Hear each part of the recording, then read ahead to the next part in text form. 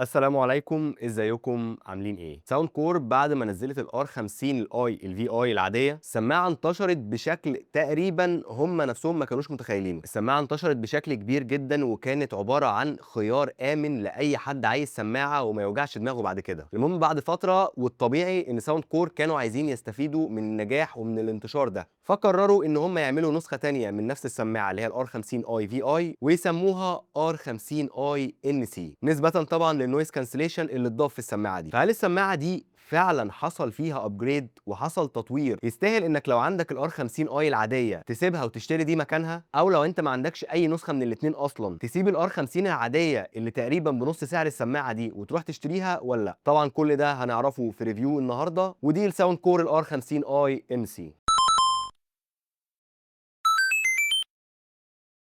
اول حاجه نبتدي بيها التصميم والخامات، وخلينا نتكلم عن الخامات الاول. لو هنتكلم عن الخامات فهي خامات عاديه جدا ما تختلفش كتير عن خامات السماعه الار 50 اي العاديه، بس انا برضو عايز اعمل حاجه في الريفيو ده، وهو ان انا ما بقاش بعمل مقارنه ما بين سماعتين. انا الصراحه طول ما انا بعمل الفيديو عمال كل شويه افكر نفسي ان ده مش مقارنه، ده مش فيديو مقارنه، وانا بفكر او برتب افكاري اللي هتكلم فيها عن السماعه دي، كل ما اتطرق او بالي يروح لفكره كده احس ان انا عايز اقارنها بالسماعه دي او بالسماعه الار 60 اي اللي انا لسه عامل عنها ريفيو، تقدر برضو تشوفه من الاي اللي هنا. المهم ان انا هحاول على قد ما اقدر في الريفيو ده الموضوع ما يبقاش مقارنه ما بين سماعتين، انا عايزه يبقى ريفيو مفصل لسماعه واحده من غير ما اربطها بسماعه ثانيه. بس انا غصب عني كمان السماعه دي مرتبطه بشكل اساسي طبعا بالسماعه الار 50 العاديه وكمان بالار 60 اي ان سي على فكره، فغصب عني عمال كده كل شويه احس ان انا عايز اقارنهم ببعض، ولكن انا مش هعمل ده في الفيديو ده لسبب بسيط، ان انا عملت ريفيو للار 50 اي العاديه ريفيو لوحدها وما كنتش رابطها باي سماعه ثانيه، وعملت ريفيو للار 60 اي ان سي لوحدها برضو وما كنتش بقارنها او رابطها باي سماعه ثانيه. فعايز برضو ادي السماعه دي حقها واعمل ريفيو خاص بيها لوحدها عشان بعد كده نبقى نقارنهم براحتنا مع بعض في الفيديوهات الجايه. والله انا نسيت انا كنت بتكلم على ايه.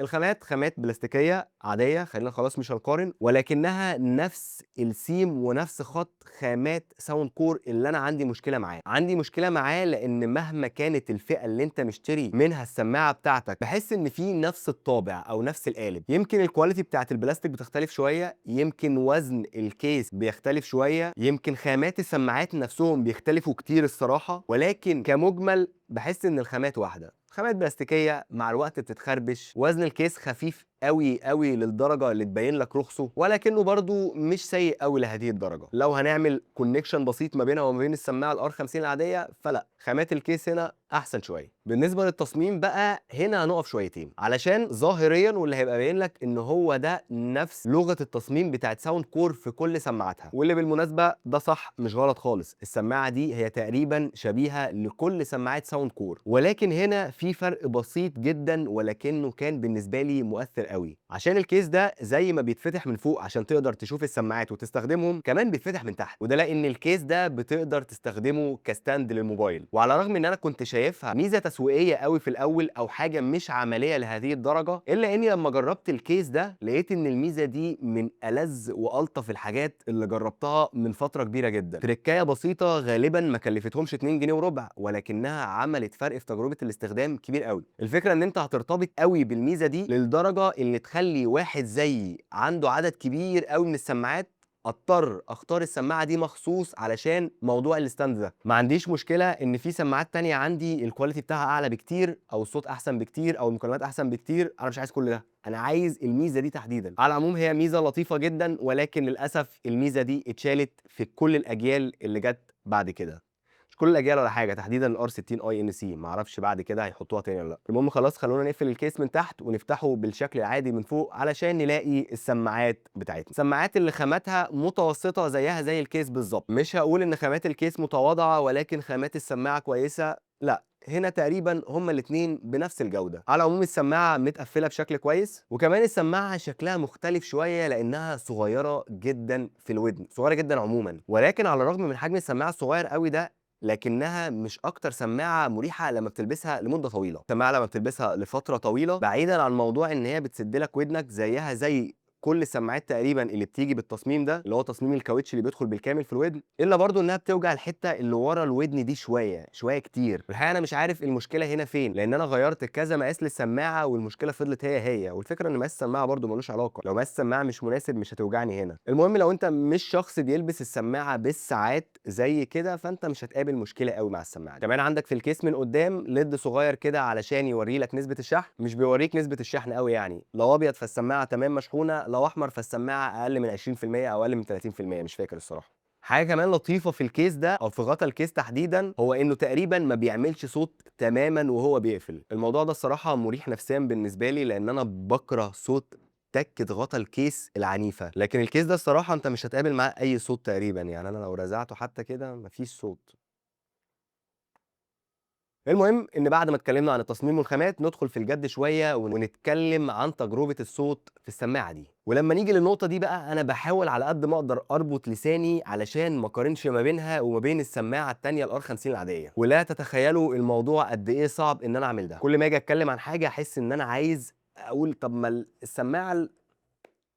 المهم السماعة الحلوة دي بتتميز أو بتيجي بدرايفر مقاسه 10 ملم، والدرايفر ده هيبقى قادر يولد لك صوت كويس وبيس كويس. سماعة صوتها عالي بدرجة كبيرة جدا، سماعة البيس فيها قوي بدرجة كبيرة جدا، وعلى الرغم من البيز القوي ده والصوت العالي، التفاصيل ما بتتوهش قوي هنا في النص، لأن في سماعات كتير بتقدم لك بيز قوي، ولكن البيز قوي ده بيسبب إن الصوت بيطلع لك مكتوم والتفاصيل بتختفي شوية فيه. ولكن هنا الموضوع ده مش موجود قوي الصراحة. السماعة هي مش أعلى سماعة في الدنيا، ولكنها عالية بدرجة مناسبة جدا وأكتر من كافية لاستخدام أي حد.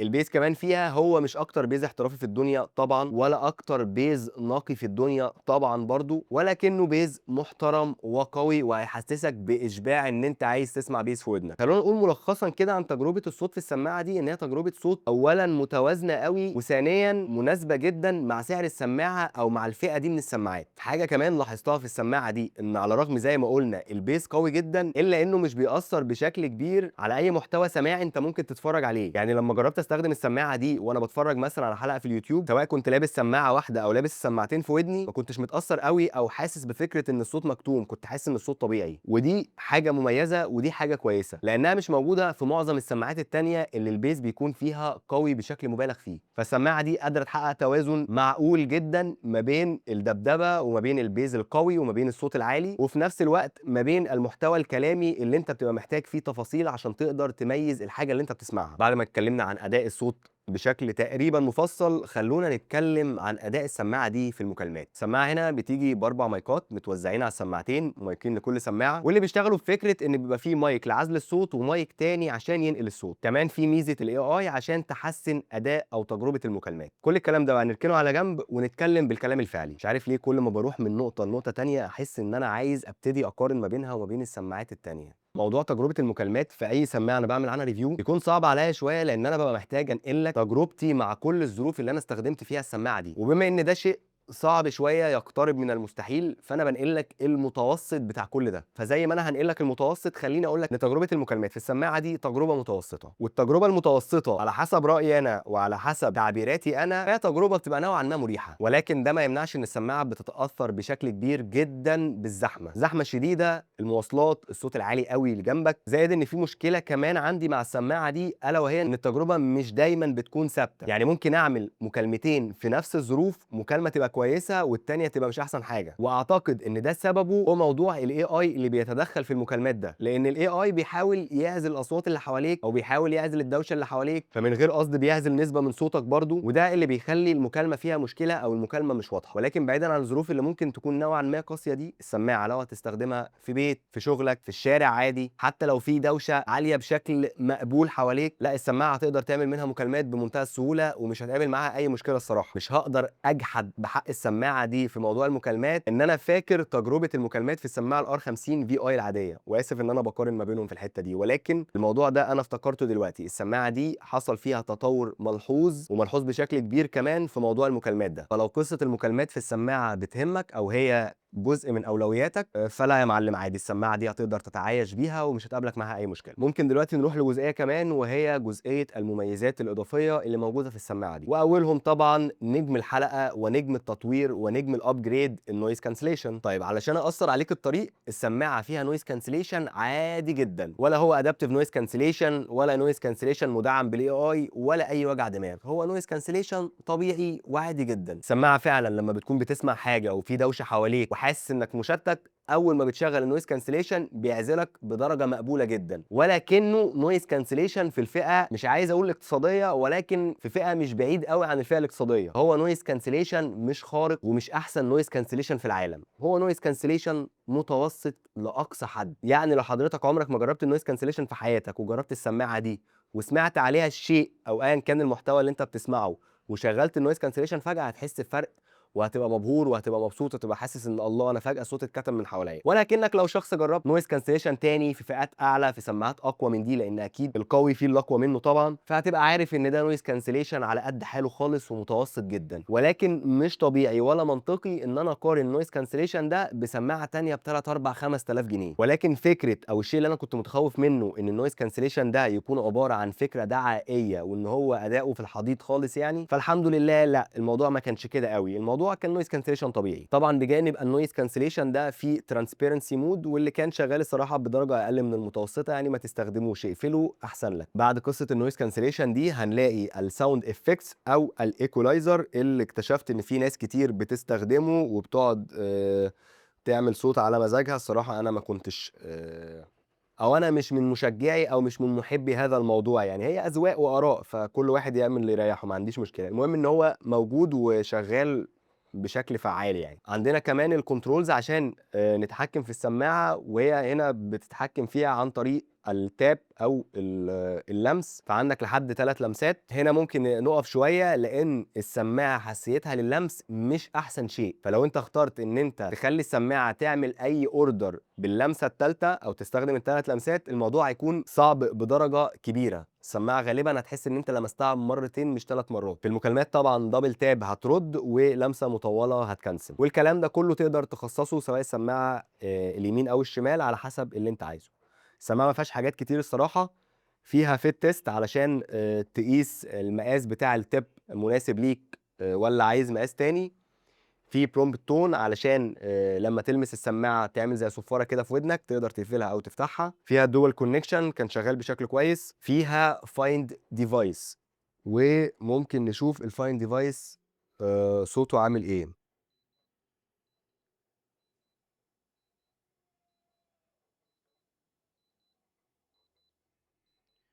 ماشي، الفاين ديفايس صوته عادي جدا، مش واطي للدرجه ان انت ما تسمعوش، يعني لو المكان هادي قوي هتسمعه، ولكن في حاجات اعلى من كده بكتير. المهم ان احنا كده تقريبا ما عندناش اي حاجه تانية في الابلكيشن، كده احنا تقريبا اتكلمنا عن كل حاجه. ولكن سريعا كده لو هقارنها بالار 50 اي، فالار 50 اي هي فاضيه تماما ما فيهاش اي حاجه، فدي يعتبر فيها اوبشنز عنها. خلينا دلوقتي نروح لاخر جزئيه تقريبا في الحلقه، وهي جزئيه البطاريه. وبلغه الارقام وعلى حسب كلام ساوند كور، فالسماعه دي بتقعد 10 ساعات للسماعات نفسها و45 ساعه للسماعات بالكيس. عايزك تكون فاهم وعارف حاجه في نقطه الارقام اللي الشركات بتقولها دي، ان هم بيقولوها في ظروف معينه، بمعنى اولا ان صوت السماعه ما بيكونش عالي لنسبه 100%، بيكون تقريبا 80 او 75% بس. ثانيا الارقام دي بناء على استخدام السماعه من غير نويز كانسليشن، فانت الارقام دي لو عايز الارقام الحقيقيه او الارقام الفعليه نزل منها بتاع 20% او 10%. والصراحه الجزئيه دي اكتر جزئيه مش عارف امسك لساني فيها ان انا اقارن السماعه دي مع الار 50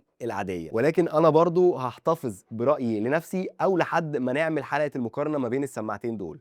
وخلينا اقول ان تجربه البطاريه في السماعه دي تجربه فوق المتوسطه، وتقترب من ان هي تكون تجربه ممتازه. السماعه مش هتقرفك من فكره ان هي عايزه تتشحن كل اسبوع، هتشحنها مره في الاسبوع، لو انت راجل عنيف قوي يعني هتشحنها بالكتير قوي قوي قوي مرتين في الاسبوع او مرتين كل 10 ايام. فالصراحه تجربه البطاريه في السماعه دي ما كانتش تجربه مزعجه تماما، ولا نقول ان هي تجربه متوسطه، لا، عشان نديها حقها هي تجربه فوق المتوسطه بشويه حلوين. المهم وملخصا كده، السماعه دي وفي الفئه بتاعتها هي سماعه ممتازه جدا، انا ولا هقارنها بالسماعه الاقل منها ولا هقارنها بالسماعه الاعلى منها، انا هقارنها بنفسها وهقارنها بالسماعات اللي معاها في الفئه او بالفئه بتاعتها عموما. فهي سماعه هتقدم لك صوت ممتاز جدا، صوت عالي، بيس كويس جدا، تفاصيل في الصوت على الرغم ان البيس قوي، التفاصيل في الصوت ممتازه، تجربه مكالمات مش احسن ولا اروع حاجه في الدنيا، ولكنها تجربه مقبوله جدا وهتريحك في معظم الظروف اللي انت غالبا هتكون فيها. المميزات فيها مش كتير قوي، ولكن اللي موجود فيها هو اللي هتستخدمه وهو اللي هينفعك. كمان البطاريه هي بطاريه ادائها ممتاز جدا واحسن من معظم السماعات اللي موجودين معاها في نفس الفئه. يعيب على السماعه دي فقط ان هي مش مريحه قوي في الودن مع الاستخدام المطول، ولكن غير كده هي سماعه ممتازه جدا بالنسبه لسعرها. وبالنسبه لسعر السماعه دي اللي انا عمال اقوله كتير قوي ده، فهي بتتوفر من خلال الوكيل الحصري ليها في مصر وهو اتصال، وكيل ساوند كور، بسعر 4000